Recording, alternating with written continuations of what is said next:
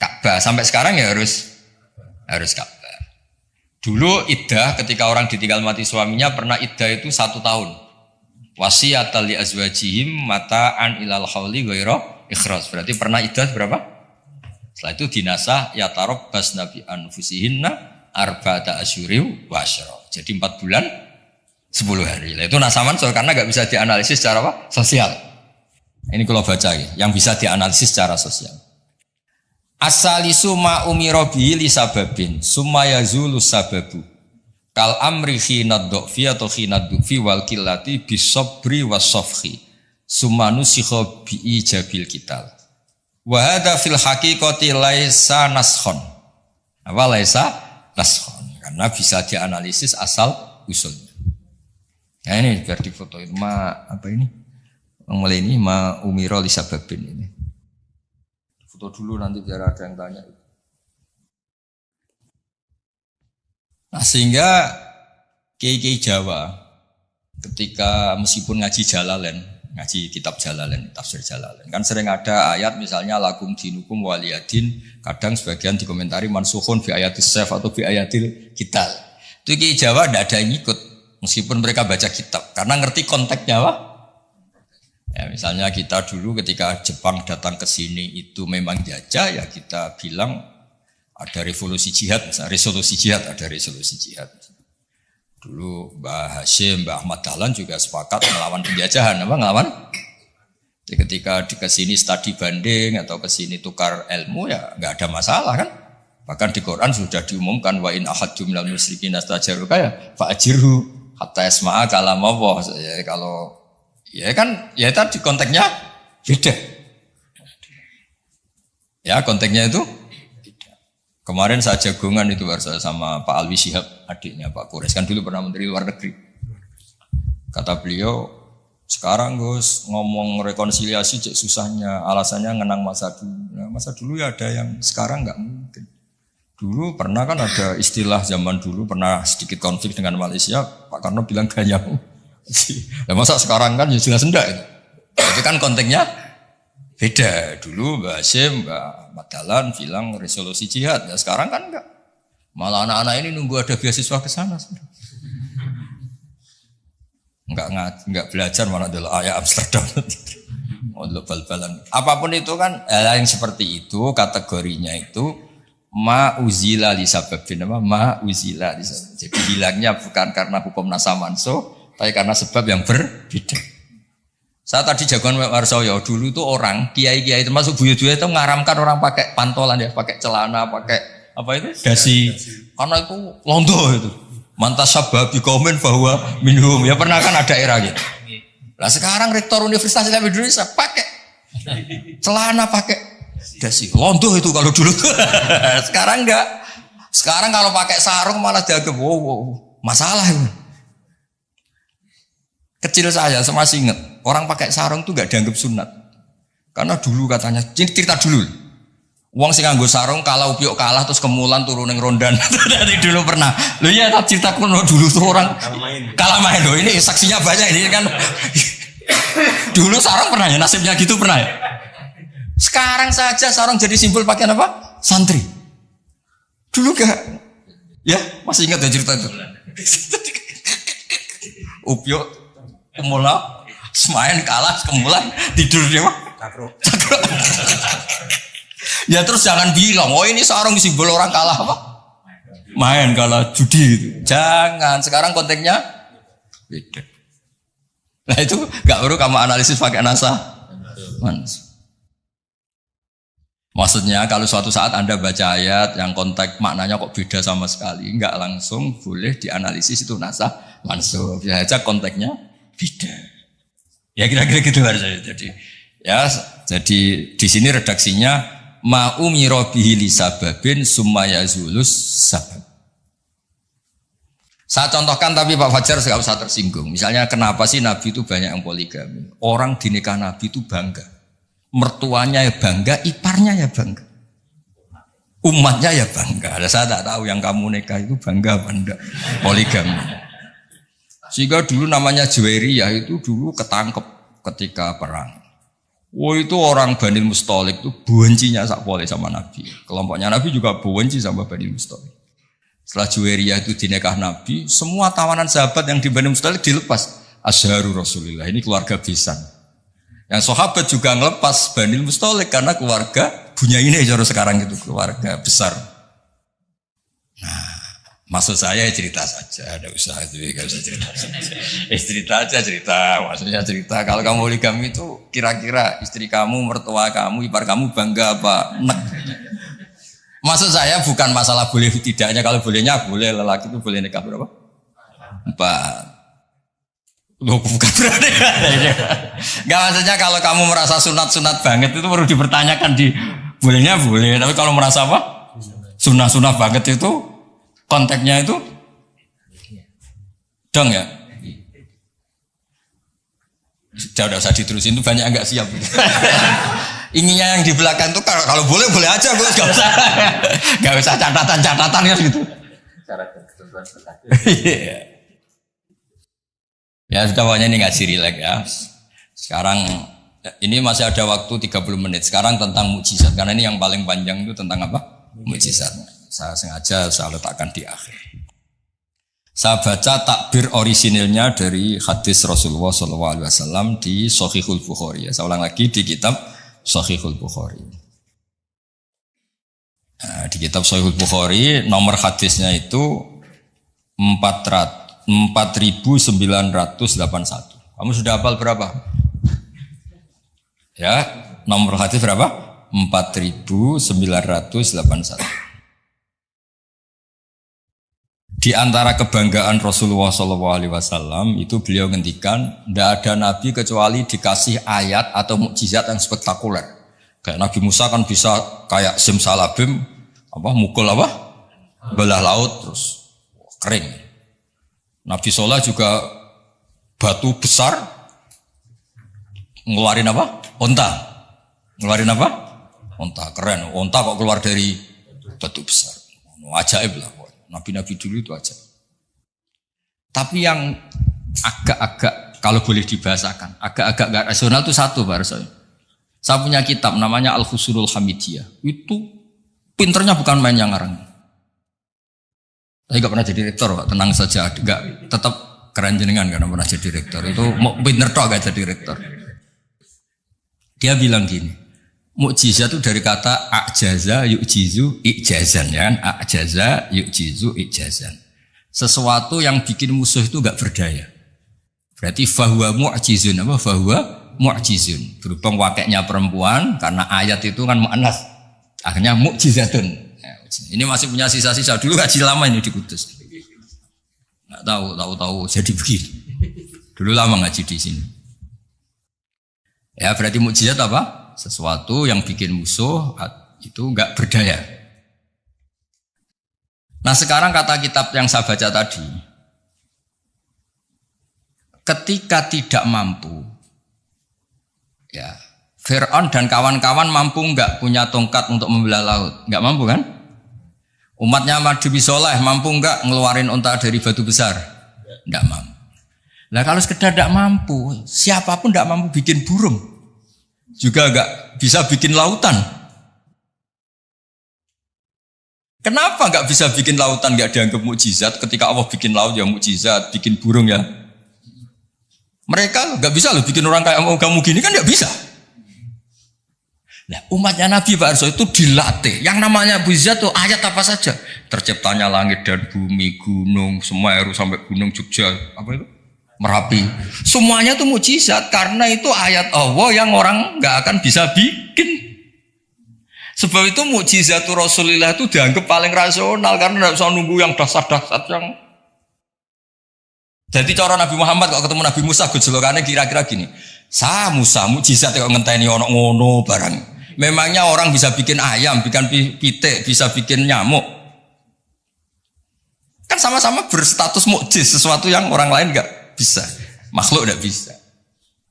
Lah umatnya Nabi itu enggak dilatih yang gitu-gitu, dilatih inna fi khalqis samawati wal ardi waqtilafil laili wa sabr wal fulki sampai kabeh la ayatil liqaumi yaqilun. Kalau kamu punya akal tuh semua sudah mukjizat. Ngapain sih mukjizat kok nunggu Gitu-gitu gitu.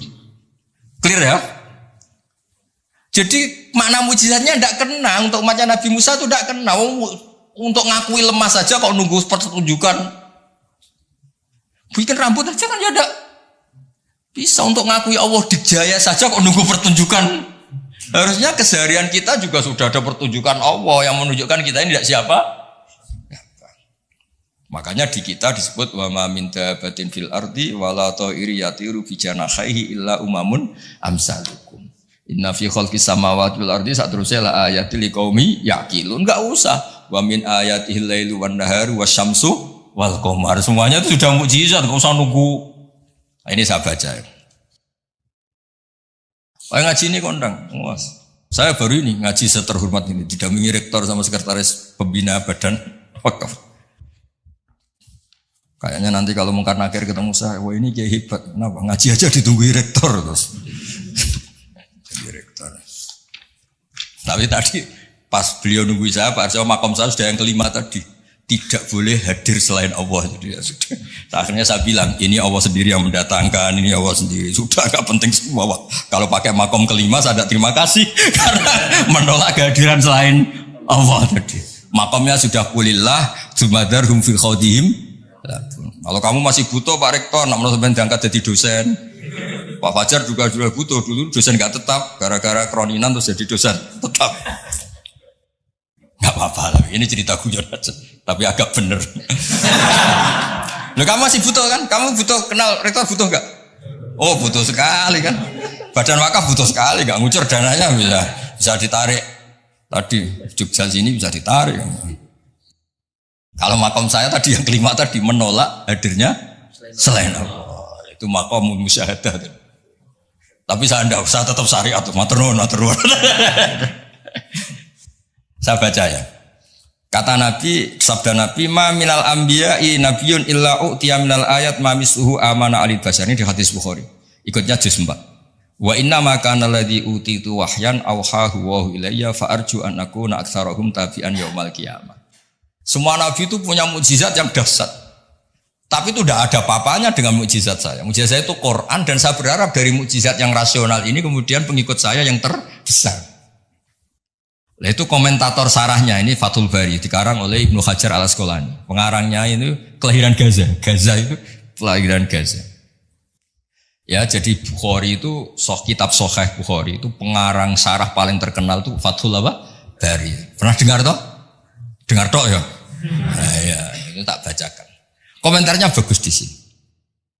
Saking bagusnya nanti di itu Pak Hajar ya di foto. Komentarnya begini. Kenapa begitu ya? Kira-kira gitu. Pertanyaannya kenapa begitu? Ini rasional sekali cara analisisnya. Annal mukjizat al-madiyata kanat khisiyatan tusyahadu bil absor karena qalti soleh wa asa Musa. Wa mukjizatul Qur'ani tusyahadu bil basirah. Fayakunu mayyatabi'u li ajliha aksar li anna alladhi yushahadu bi ainir ra'si yang qoridu bingkiradi musyahidihi walladhi yushahadu bi ainil aqli baqin yushahidu kullu man ja'a ba'dal awal mustamirran. Itu kali Imam Sadili masih sugeng, namanya dicatat enggak terima. Imam Sadili itu ganteng kaya alim, itu Imam Sadili. Terus jadi tarekat apa? Sadili ya. Yang ganteng alim kaya. Bodak dosen gini ndak kaya raya jadi Imam Sadili. Gak punya atasan, ini atasannya banyak. Sama Pak Nanang aja kalah. Pak Nanang kalah sama Pak Fatwa. Allah itu kalah sama badan wakaf, ribet dunia. Yang benar saya itu langsung kulillah. Udah mentok kan saya. Nah, khatam itu. Begini logikanya, misalnya gini. Nabi Musa itu Nabi top punya mukjizat tongkat. Tongkatnya satu lagi. Misalnya dipakai Pak Fathul Wahid tidak bisa tak pakai saya, dipakai ini tidak bisa dipakai itu, karena hanya satu. Itu pun nggak ada jaminan kalau yang pakai kamu itu mandi. Tongkatnya bisa balik loh. Oh, dulu yang pakai Nabi ini kamu apa ini? Ya kan? Tapi kalau mukjizat Quran, logika yang dibangun itu terus menerus. Misalnya begini, saya nyontohkan pekerjaan dan saya bosan. Ini dengerin betul.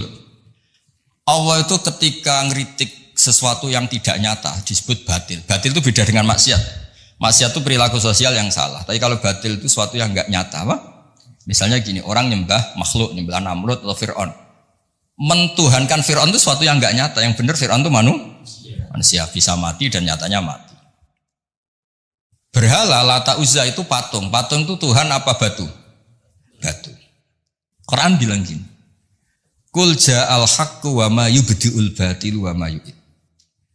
Hak itu nyata dan batil itu tidak pernah memulai dirinya. Yubdi'u itu memulai dari kata bada'a. Bada'a ya beda'u ikut wazan af'ala jadi abda'a yubdi'u. Kebatilan itu tidak bisa memulai dirinya sendiri. Pernah enggak 1 tambah 1 8? Enggak pernah kan?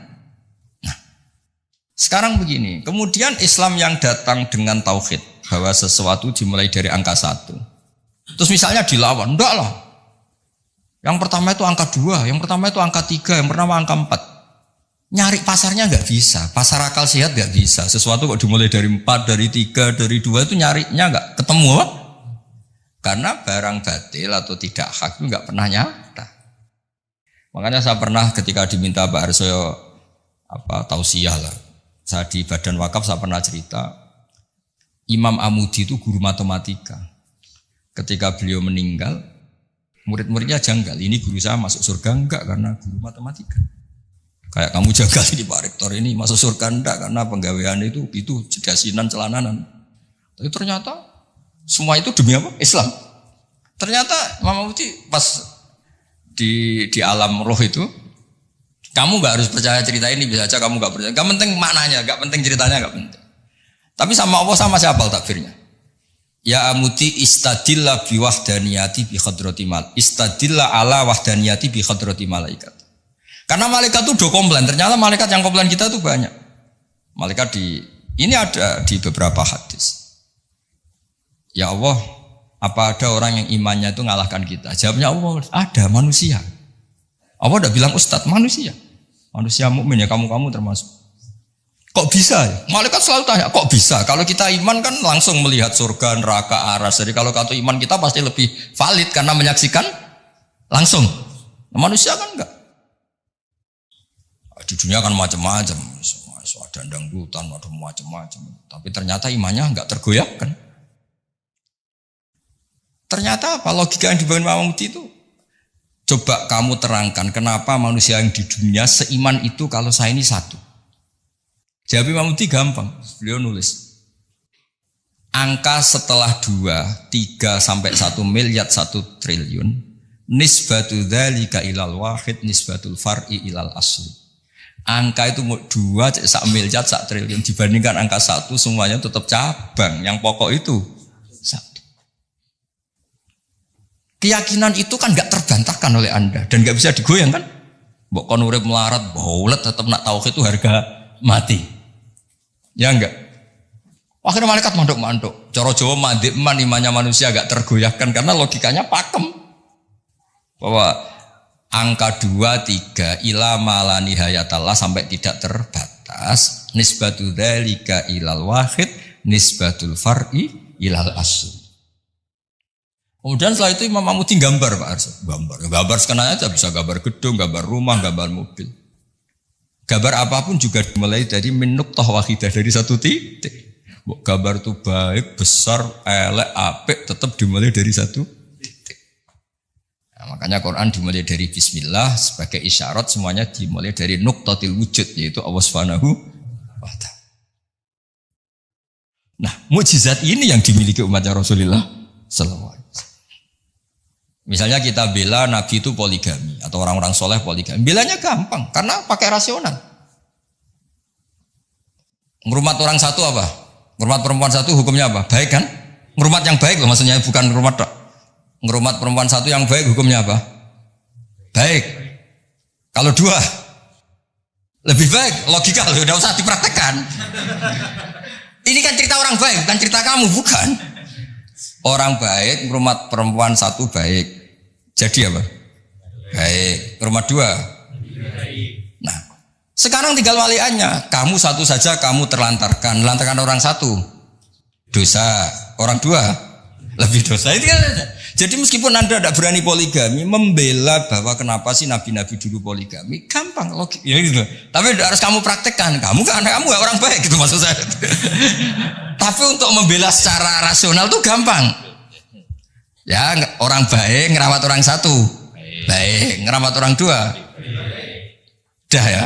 Sekarang yang kamu menerantarkan orang satu, dosa, dua, lebih dosa. Jelas ya. Jadi, makanya agama ini dibela sama Allah dengan status liqaumi yaqilun, liqaumi yatafakkarun. Enggak usah pertunjukan kayak mukjizat tadi, intinya agama ini tidak perlu pertunjukan Nabi Muhammad terus ngomong. Nah, kalau gitu kasihan kiai-kiai yang sekarang. Misalnya, saya percaya kalau kamu ketua DPI asal bisa terbang ke Mekah. Ya repot kalau. Saya percaya kamu rektor Universitas Islam asal bisa Gunung Semeru kamu pindah, Merapi kamu taklukkan. Wah ya repot kalau ukurannya gitu-gitu terus ya. Cukup ukurannya pakai hukum sosial. Hukum sosial itu piye? Alladzina yunfikuna fis-sarra wa dharra. Ketika kita longgar ya mudah sedekah, ketika susah pun mudah sedekah. Rumus yang kedua apa? Termasuk wal kadhiminal ghaidha. Coba sistem sosial itu yang menyelamatkan itu satu, wal kadhiminal ghaidha. Kalau emosi itu dikendalikan. Coba andaikan Pak Waktu Wahid ketika jadi dosen, kalau emosi nabrak mahasiswa, kalau emosi nendang mahasiswa, enggak akan jadi rektor, di penjara. Berarti yang menyelamatkan karirnya apa? Wal kadhiminal ghaidha. Sebagian hadis menerangkan apa? La taghdab faradadamiran faqala la. Parso juga sama, kan beliau dulu ketika sekedar dosen dan nampari mahasiswa, enggak akan pernah jadi rektor. Sudah di penjara. Saya jadi kiai meskipun kata orang banyak salim terus nuabuk ikon langsung gagal jadi kiai. Artinya apa? Rumus sosial Quran dimulai yang penting kumpul sosial itu dermawan, yunfikuna fis-sarra wa dharra. Terus hukum sosial lagi wal kadhiminal ghaidha. Kalau kecewa itu mudah memaafkan, bisa nyimpen wal afina. Coba semua tidak perceraian ya barokahnya wal afin mudah memaafkan. Kalau semua orang ngungkit-ngungkit yang enggak penting-penting masalah semua kan satu Indonesia. Aslinya gini, Islam tuh ngatur peradaban tuh logis saja. Saya kalau nyontohkan gini, kamu di Jakarta, merantau di Jakarta atau di Thailand atau di mana saja, dan Anda melakukan sama teman kamu yang kamu cari zaman berteman itu, kenangan kamu sebagai yunfikun, orang yang memberi, al yadul ulya khairum al yadis sufla. Mampir ku pede. Misalnya ku itu konco jenis Parmin di Jakarta atau di Thailand. Ketika kamu kenal di Kudus, kamu sering ngamal, kalau kecewa ya tidak main tampar. Kamu mampir pede enggak? Pede. Coba kalau kebalikannya, ketika Parmin di sini kamu tamparin, setelah itu kamu kikir, mau mampir itu enggak ada pede. Ternyata aturan pede juga diatur. Ketika Quran memulai cerita orang baik apa? Alladzina yunfikun. Yunfikun itu yang melakukan infak. Hubungannya dengan orang lain itu kalau bisa memberi. Kalau enggak bisa, ya paling enggak ganggu. Makanya Nabi ngendikan izzat fima indana suhibbakan nas. Kalau kamu enggak tukang ganggu harta orang lain pasti disenangi manusia. Kamu didolani teman yang enggak akan pinjam motor kamu, mobil kamu kan tenang. Tapi kalau orang yang pelanggan minjem, waduh. Jadi intinya, andaikan peradaban itu dibangun begini kan enak. Contoh terakhir lagi mukjizatul Quran. Ada ayat walau kunta fadhdhan ghalidhal qalbi lan faddu min khawlik. Dimulai ayat fabima rahmatim minallah lintalak. Muhammad gara-gara kamu sayang sama umat, kamu bersikap lemah lembut. Dan andaikan kamu itu bersikap kasar, maka orang akan bubar. Lan faddu itu mesti bubar. Lanya li taukid, lan faddu mesti bubar. Nah, kata Ibnu Khaldun dalam muqaddimahnya ngendikan gini. Hadaddin, agama ini datang dengan rasionalitas peradaban. Bukan mentang-mentang dengan mukjizat. Hada Rasulullah man uyyida bil kauni kulli. Ini Rasulullah orang yang punya kekuatan alam raya, bisa melibatkan Jibril, Israel, Mikail, bisa melibatkan semua malaikat untuk menolong agamanya. Tapi Allah cerita agama ini diterima karena Nabi itu bersifat rauf, sayang, rahim, lemah lembut. Misalnya gini, ini mokal tapi tak cerita. Misalnya Pak Fajar itu bisa terbang ke Mekah. Kamu darani bau gak? Bau kan? Ternyata pas mau kamu hormati ke tua boy plang. Bilang gua apa jancok kira-kira saja. Enggak, jujur saja. Ini masalah ilmu hak, gak usah. Enggak ada gunanya kan prestasinya terbang ke Mekah. Wow, kamu hilang kan? Padahal jelas dia bisa terbang ke Mekah, temu MBS gitu. Muhammad bin Salman itu yang enggak ngaruh. Yang pengaruh adalah sifat lintalah bil mu'minina raufur rahim. Juga gitu. Ini rektor, ini ketua badan wakaf, ini presiden, ini kiai besar. Yang ngaruh adalah sikap kasih sayang. Ketika itu dilanggar, lan faddu. Kamu hormat sama rektor, sama saya misalnya kiai besar. Tapi misalnya pas kiai hormat, tahu aku ikut bal-balan satu itu. Mesti tuntas apa? Clear ya? Maksudnya gini Warzo, ya mukjizat itu yang nyon sewu ditawarkan Rasulullah, yang diwasiatkan, yang disuruh pakai pegangan ini loh Quran. Pegang sebagai peradaban, sebagai akidah, sebagai perilaku. Ya, makanya mukjizat Quran mustamirah karena peradaban ini nggak terkalahkan. Mustamirah. Tapi kalau peradaban kok tongkat gitu kan terus repot sih. Dipakai apa? Dibilang nggak mukjizat ini milik Nabi Musa, pas kita pakai ternyata gak mandi karena pemakainya kita. Jadi kalau mukjizat Quran kan jelas. Ilmu logikanya ketika Tuhan Esa kena kan tadi. Angka 23 dibanding angka 1 adalah nisbatul far'i ilal asli. Angka peradabannya kena. Poin peradaban kena hubungan dengan orang lain. Al-yadul ulya khairun minal yadis sufla. Jelas ya? Termasuk hubungan dengan istri. Allah tuh bayangkan hubungan dengan istri itu tidak baik-baik saja. Itu niknya Quran. Di Warsa itu Quran itu bayangkan hubungan dengan istri itu udah baik-baik saja. Wa ashiruhunna bil ma'ruf. Itu urusannya orang fa'in ahbabtumuhunna fa'in karihtumuhunna. Karena Allah itu saking pinternya. Namanya kumpul itu mesti ada masalah. Makanya bayang kalau ada masalah dan kamu sedang gak suka, mbok yo mikir hal yang kadang kamu gak suka itu hikmahnya besar. Jadi Quran itu membangun peradaban dengan segala asumsi. Asumsinya adalah yang tidak kita inginkan. Fa'in karihtumuhunna. Makanya kita dilatih senam otak. Wa asa antuhibbu syai'an padahal wa huwa syarrul lakum. Waliannya juga wa asa antakrahu syai'an wa huwa khairul lakum. Kita tidak pernah tahu. Dan itu akhirnya itu yang menyelamatkan kita. Coba yang menyelamatkan kamu apa? Berpikir positif kan? Dan itu aturannya Quran. Satu pernah baca kitab. Dan itu kebetulan ada orang minta nasihat saya habis baca kitab itu. Dia ketika kaya raya jabat temannya banyak. Ketika miskin jadi buruh temannya tidak ada yang main. Dia ngeluh, wah ini orang munafik semua. Ketika saya jatuh gak ada yang kesini. Dan dia sudah jadi buruh bikin bata itu, bikin batu bata itu. Terus tak bilang, malah bagus gitu. Kalau teman-teman kamu datang, terus kamu ditonton pas dibentak-bentak majikan, malah kamu malu tuh. Jadi Allah bikin kultur itu bagus. Kalau miskin jatuh gak ada yang main. Kalau main kamu malah jadi tontonan. Oh iya Gus, baru tertawa-tawa. Jadi di balik yang kamu tidak suka itu ada kebaikan. Makanya Imam Syafi'i saya sering cerita di mana. Imam Syafi'i itu ada orang ketemu beliau cium tangan hormat, setelah di luar maki-maki. Sapi gini. Terus ada yang lapor. Orang yang tadi cium tangan engkau, yang hormat engkau di luar maki-maki kamu. Imam Syafi'i tertawa-tawa. Loh kamu cerita ini ketawa, baguslah berarti sapi bawah, di depan saya ada berani. Dianggap enteng saja Pak. Maksudnya ini ijazah ke rektor, kalau ada yang di luar kok gak cocok, depan saya agak berani, wibawa saya. Itu saya gunakan. Jadi kadang dianggap enteng saja Pak. Terus diceritain lagi, ini separuh kampung kamu itu gak suka sama kamu. Jadi Imam Syafi'i, baguslah, yang gak suka itu pasti gak pernah utang itu, gak pinjem-pinjem itu. Yang masalah itu yang suka. Orang kalau gak suka kan gengsi mau pinjem, mau ngutang. Artinya dianggap hikmahnya itu. Jadi sesuatu yang kamu kadang gak suka itu hikmahnya besar. Misalnya kamu punya istri merengut yang ngamuan, bagus itu. Nak guya-guya beong lanang dia pusing juga kamu kan. Ya, intinya itu apa ngajari kita senam otak wasa untuk ibu se'au wa syarrul lakum. Kadang wasa antakrahu syai'a wa khairul lakum. Terus kita berkesimpulan gimana? Wa ya'lamu wa antum la ta'lamun. Sudahlah kita sebagai manusia yang lemah berkesimpulan yang tahu itu apa, kita tahu apa? Kita tahu apa. Nah, hal-hal gini yang menjadikan Quran itu abadi. Ya, ini sebelum asar tak bacakan takbir lagi ini di kitab Itqan. Ini lebih bagus, lebih ekstrim. Itu tadi kitab Fathul Bari yang barusan tak baca Pak Fajar. Kalau ini dari kitab Al-Itqan. Itqan spesialis tentang ulumul Quran. Ini kalau wawas Pak Arso ya. Wa aksaru mu'jizati hadhil ummah aqliyatun li farati dzakaihim wa kamali afhamihim.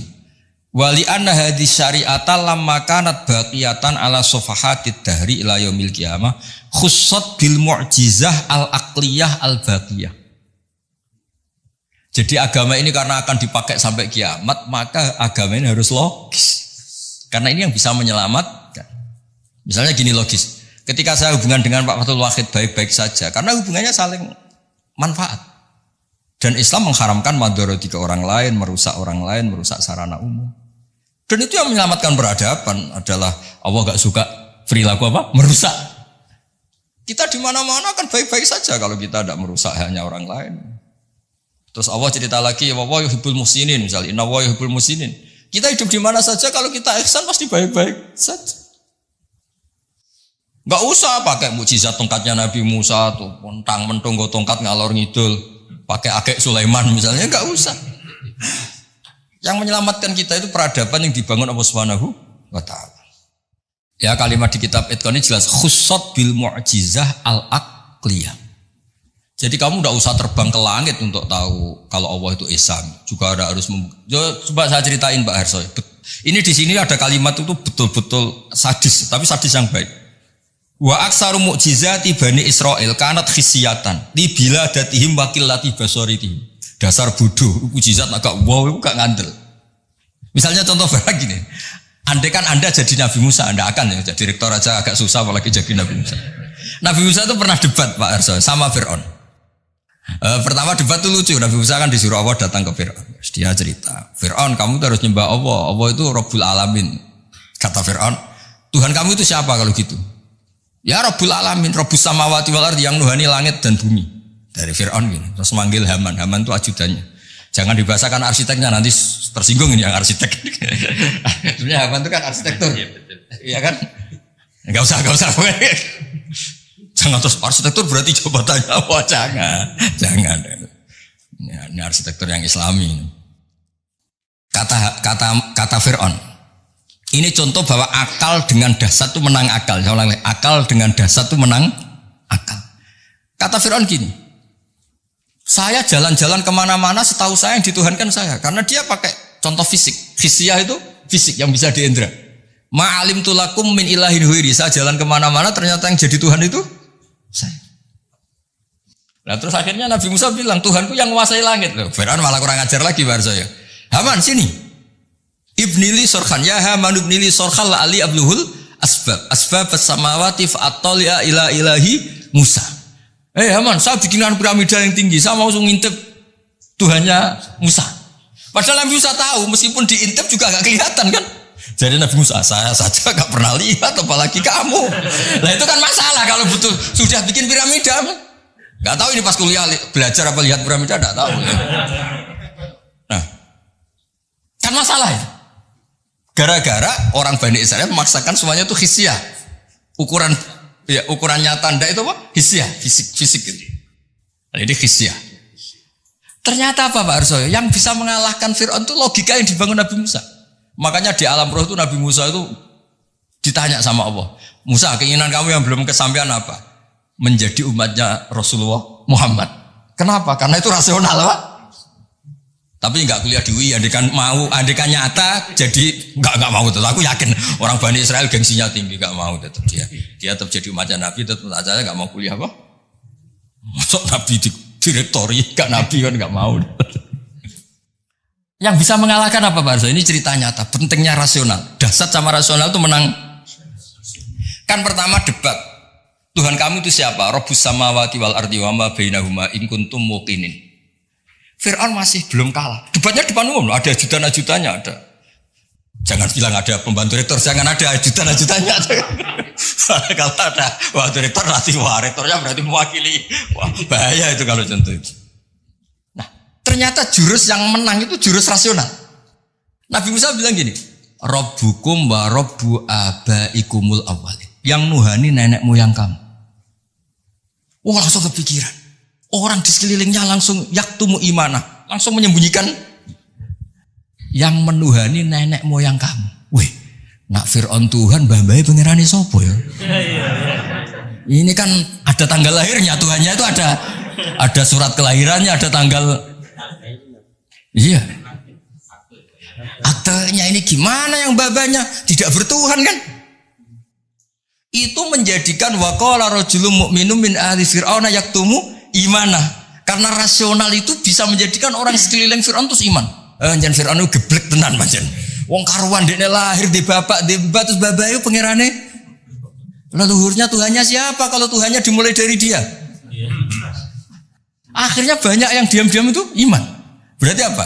Jurus menjelaskan yang dahsyat mulai melibatkan piramida ternyata kalah dengan jurus rasional. Nah, makanya apa mukjizatnya hadits mah khussat bil mu'jizah al aqliyah al baqiyah. Nah, moga Pak Fajar foto gak lewat Pak Fajar lewat kula niki luwih keren niki. Nah, niki kata-kata yang ini aja yang langsung apa? Khussat bil mu'jizah ini ya, kata-kata khussat bil mu'jizah al aqliyah al baqiyah. Dah. Ah ya lengkap. Ini kitabnya kitab-kitab judulnya di foto ini Fathul Bari sama. Ya nanti jeda sekitar mungkin 1 jam ya 45 menit lah. Apa ngopi-ngopi kalau ada makanan dimakan, kalau enggak ada. Saya jagungannya kan sudah kasepuan. Saya ini termasuk dengan ini ya sama Pak Rektor, Pak Arsoyo, kamu ya sama anak-anak muda itu sudah. Lah Pak Fajari bainahuma bisa ke sana. Bainahuma itu kalau di Quran la ilaha illa wa la ilaha illa. Tahu itu jenis apa itu?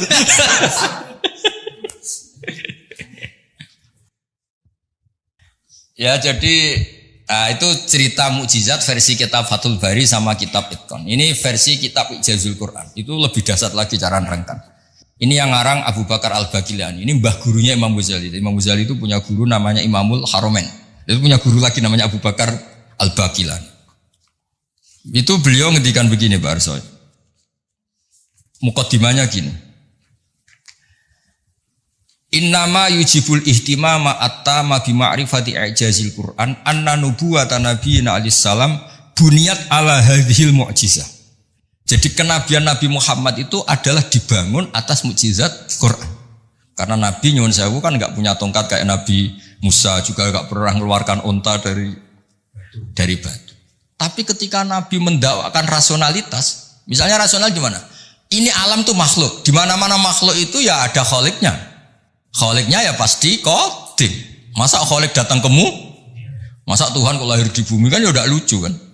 Tuhan kok pahpo kayak Fir'aun, udah gitu dimumi lagi, kan ya lucu kan sih. Tuhan kok tenggelam kan ya banyak yang. Jadi Nabi kalau datang tuh penjelasan. Saya beri sekian contoh di Quran, betapa Nabi bisa menaklukkan pikiran orang Arab dengan rasionalitas. Ada orang Arab dulu itu cerita, problem kita itu banyak, maka Tuhan kita harus banyak. Ketika Nabi mendakwahkan satu Tuhan, mereka bilang aja'alal alihata ilaha wahida inna hadza syai'un ujab. Masa Tuhan banyak, Tuhan apa sedikit, problem kita banyak, Tuhannya harus banyak. Terus Nabi bikin perbandingan. Daraba wa mathala rajulan fihi syuraka umutasyakisuna wa rajulan salamal lirajul. Hal yastawiyani masalah. Daraba wa rajulan fihi syuraka terus. Walhasil ada buruh atau pembantu atau pegawai punya majikan banyak. Perintahnya beda-beda, mutasyakisun, perintahnya beda. Semuanya ingin dituruti. Sama satu orang yang hanya punya satu majikan, enak mana? Terus orang-orang Arab bilang, ya enak punya satu majikan, punya majikan banyak repot. Ya Tuhan kamu itu majikan kamu. Kalau semuanya jadi Tuhan, perintahnya beda-beda, seleranya ya beda yang repot juga kamu. Paham? Contoh lagi rasionalitasnya Quran. Quran itu Islam lah, itu kan selalu bilang la ilaha illallah wahdahu la syarikalah. Tuhan itu tidak punya rival, enggak punya sekutu, enggak ada yang setara. Terus mereka tanya, Muhammad kasihan dong Tuhan kalau sendiri enggak ada yang mitranya atau enggak ada yang setara. Terus Allah cerita ke Nabi bilang, kira-kira gini, saya ini ketika enggak ada langit bumi ya sendiri yang menciptakan saya semua enggak tahu. Tapi orang Arab perasaannya itu masih suka tamsil. Tamsil itu logika yang auqa'afin nafsi, satu perumpamaan. Allah kayak perumpamaan itu ekstrim dan orang pasti taslim, pasti setuju. Misalnya kamu miskin, ini kan mahasiswa rata-rata masih miskin, yang kaya orang tuanya mungkin. Itu pun kalau yang kaya, kalau enggak kan sudah jadi pekerja, merantau di mana-mana, mengumpulkan uang bisa beli Innova. Setelah beli Innova, Pak Harsoyo atau saya atau Pak Warwakid menguasai mobil kamu kayak kamu. Kamu boleh enggak? Enggak boleh kan? Makanya terus Allah bikin darabalakum masalam min anfusikum halakum mimma malakat aymanukum min syuraka'a fi ma razaqnakum fa antum fihi sawa. Takhafunahum ka khifatikum anfusakum. Allah bikin satu perumpamaan. Misalnya Anda punya mobil. Yang beli kamu, harta kamu. Kemudian ada orang lain yang gaya menguasai itu kayak miliknya. Kamu boleh enggak? Ya enggak boleh, yang punya saya. Kok ada orang lain sok-sokan? Ya sama. Yang bikin langit bumi itu Allah sendiri. Terus ada orang sok-sokan kayak Fir'aun Namrud, sok-sokan. Gak ikut gawe, gak ikut menciptakan kok nguasai. Makanya ketika Tuhan, saya pernah yang ngaji itu orang yang dulu pernah lama di Perancis. Ngaji saya tak terangkan. Kata siapa Quran tidak demokratis? Quran demokratis sekali. Kata Allah begini. Tuhan enggak saya enggak apa-apa kata Allah. Ini enggak kata saya, kata Allah, Tuhan enggak saya enggak apa-apa. Tapi yang kamu katakan Tuhan itu, aruni madza khalaqu minal ardi. Hadza khalqu wa fa'aruni madza khalaqal ladzina min duni. Ini saya Tuhan yang bisa menciptakan langit bumi. Kalau kamu ngaku Tuhan, bikin bumi tandingan. Ngaku Tuhan kok pakai bumi saya kata Allah. Ngaku Tuhan kok pakai bumi. Bikin sendiri. Sebagian ayat aruni madza khalaqu minal ardi am lahum syirkun fis samawat. Kalau ngaku Tuhan, boyo pas saya bikin langit itu sudah ada dia, terus bikin langit tandingan, bikin bumi. Ini enggak bisa apa-apa kok. Lah ya, agama ini dibersamai Quran, dibarengi Quran yang ngawal iman kita ila yaumil kiamah. Makanya tadi khussat bil mu'jizah al-aqliyah. Jadi tidak pakai hisiyah tapi bil mu'jizat al-aqliyah. Ya kira-kira gitu doanya nanti habis ini asar sholat. Yang mau jamak tadi sudah jamak. Yang mau ngopi-ngopi terus nanti ngaji apa? Hadis. Ya yang di buku itu ngaji hadis nanti.